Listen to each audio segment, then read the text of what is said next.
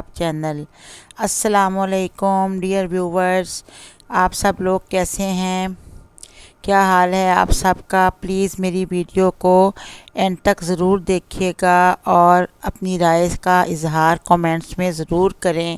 میں ویٹ کروں گی کہ آپ نے میری ویڈیو کو پسند کیا یا نہیں۔ تو لیٹس سٹارٹ۔ دین کی باتیں، دین کے بارے میں کچھ پیاری پیاری باتیں لے کر میں حاضر ہوئی ہوں۔ سورہ شمس میں اللہ تعالیٰ 11 قسمیں کھانے کے بعد فرماتے ہیں، بے شک وہ کامیاب ہو گیا جس نے اپنے نفس کو پاکیزہ بنا لیا۔ حضرت محمد مصطفیٰ صلی اللہ علیہ وآلہ وسلم نے فرمایا، جو شخص سورہ والشمس کی باقاعدگی سے تلاوت کرے گا تو وہ جہاں بھی ہوگا اللہ تعالیٰ اسے نیکیوں کی توفیق عطا فرمائیں گے، اسے زیادہ سے زیادہ حافظہ عطا فرمائیں گے اور وہ لوگوں میں باعظمت اور مقبول ہوگا، یعنی کہ اس کی نیک شہرت ہوگی لوگوں میں۔ دنیا کی کسی بھی کتاب میں عورتوں کے نام سے کوئی بھی چیپٹر موجود نہیں ہے، لیکن قرآن مجید وہ واحد آسمانی کتاب ہے جس میں عورتوں کے نام کی سورہ نساء کی ایک مکمل صورت موجود ہے، جس میں خواتین کے مسائل کا حل بھی موجود ہے اور خواتین کے مسائل بھی بیان کیے گئے ہیں سورہ نساء میں۔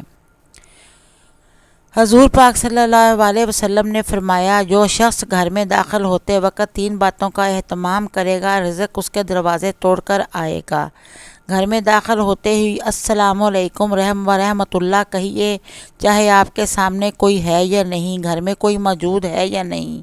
اس کے بعد ایک مرتبہ سورہ اخلاص پڑھیں اور اس کے بعد ایک مرتبہ نبی کریم صلی اللہ علیہ وسلم پر درود پاک بھیجیں اور ہوا میں پھونک مار دیں۔ فرمانے رسول اکرم صلی اللہ علیہ وسلم، معراج کی رات میری ملاقات ابراہیم خلیل اللہ علیہ السلام سے ہوئی تو انہوں نے فرمایا، اے اللہ تعالیٰ کے حبیب، اپنی امت کو میرا سلام پہنچائیں اور انہیں میرا ایک پیغام دیں کہ جنت کی مٹی بڑی زرخیز ہے اور جنت کا پانی بہت میٹھا ہے اور وہ صاف میدان ہے، لہٰذا جنت میں زیادہ سے زیادہ باغ لگاؤ اور جنت میں باغ لگانے کے لیے خوب پڑھو سبحان اللہ والحمد للہ ولا الہ الا اللہ واللہ اکبر ولا حول ولا قوۃ الا باللہ العلی العظیم۔ یہ پڑھنے سے جنت میں باغ لگے گا۔ سیدہ عائشہ سے روایت ہے کہ رسول اکرم صلی اللہ علیہ وسلم نے فرمایا، جو شخص قرآن کو اٹک اٹک کر پڑھ پاتا ہے اور اس کو پڑھنے میں اس کو مشقت ہوتی ہے تو اس کے لیے دگنا اجر ہے۔ یعنی کہ قرآن پاک کو اگر روانی سے نہیں پڑھ پاتے، اٹک اٹک کے پڑھتے ہیں لیکن صحیح پڑھیں تو اس سے بھی بہت زیادہ ثواب ملے گا۔ وَتَوَكَّلْ عَلَى اللَّهِ وَكَفَى بِاللَّهِ وَكِيلًا، اور اللہ پر بھروسہ رکھو جو بہترین کارساز ہے۔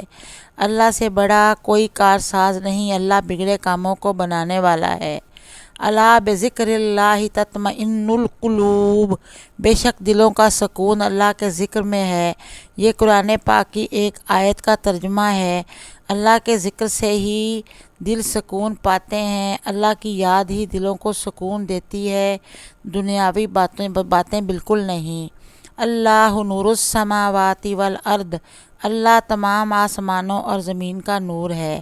نبی کریم صلی اللہ علیہ وسلم نے فرمایا، تمام اذکار میں افضل لا الہ الا اللہ ہے اور تمام دعاؤں میں افضل دعا الحمدللہ ہے۔ رب انی مغلوب فانتصر، میرے رب میں بس ہوں تو میری مدد فرما۔ سورہ قمر کی یہ آیت مشکل وقت میں پڑھی جاتی ہے اور اس کا اثر بھی بہت ہوتا ہے۔ میں نے کہا میں تھک چکا ہوں، جواب آیا، لا تقنطوا من رحمت اللہ، خدا کی رحمت سے نا امید نہ ہوں۔ اللہ ربی لا اشرک بہ شیئا، رب اغفر لی وتب علی انک انت التواب الرحیم۔ اے میرے رب، مجھے بخش دے اور مجھے اپنی طرف متوجہ کر، بے شک تو توبہ قبول کرنے والا مہربان ہے۔ جب آپ کا دل تنگ ہو یا گھبرائے تو سورہ الم نشرہ پڑھ لیا کریں، بے شک مشکل کے ساتھ آسانی ہے، مشکل 2 آسانیوں کے درمیان ہے۔ ان مع العسر یسرا، بے شک ہر مشکل کے ساتھ آسانی ہے۔ قرآن پڑھتے ہوئے لگتا ہے جیسے وہ دلاسا دے رہا ہو، میں ہوں نا تمہارے ساتھ۔